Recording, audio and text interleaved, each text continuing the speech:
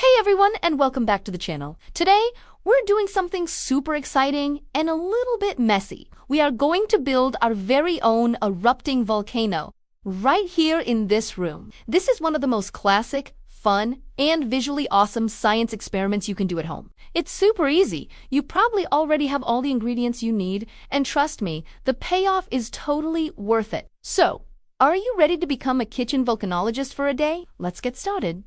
First things first, let's gather our materials. You'll need a plastic bottle. Something like a 16 or a 20-ounce soda bottle works perfectly. This will be the chamber of our volcano. Then, you'll need some clay, Play-Doh, or even just some dirt and sand from your backyard to build the volcano-esque cone shape around the bottle. For the eruption itself, you'll need baking soda, white vinegar, a little bit of warm water, somi dish soap, and red food coloring to make it look like real lava. Oh, and grab a large tray or a baking sheet to put your volcano on. This is crucial for catching the lava flow and preventing a huge mess.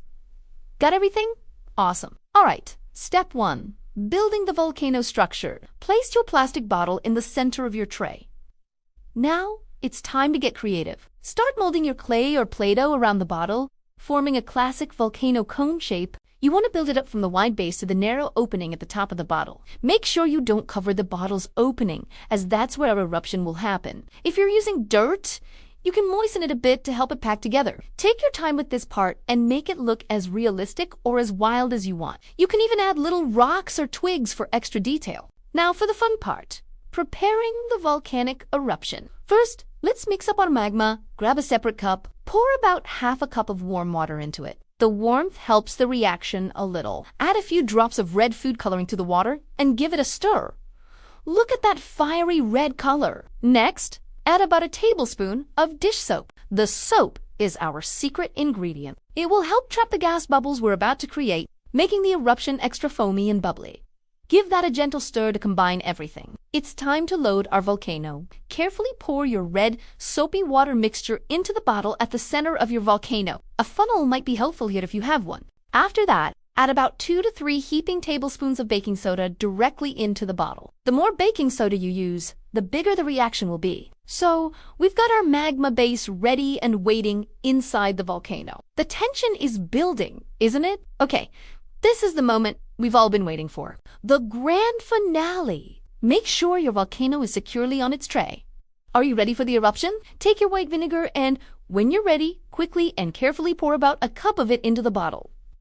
Now stand back and watch the magic. Look at that! An instant eruption. The mixture fizzes up and overflows, cascading down the sides of your volcano just like real lava. How cool is that? So what's the science here? When the baking soda, which is a base, mixes with the vinegar and acid, they create a chemical reaction. This reaction produces a gas called carbon dioxide. The gas builds up pressure inside the bottle, and because it has nowhere else to go, it forces the liquid mixture up and out, creating our awesome eruption. The dish soap we added helps to make all those extra bubbles, giving us that foamy, lava-like texture. You can even experiment with this.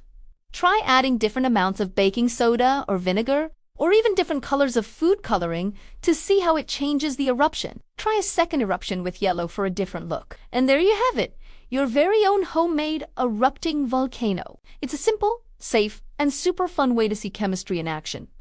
I hope you guys had as much fun as I did. If you build your own volcano, I'd love to see it, so feel free to share it with me. Thanks so much for watching, and if you enjoyed this project, make sure to hit that like button and subscribe for more awesome experiments.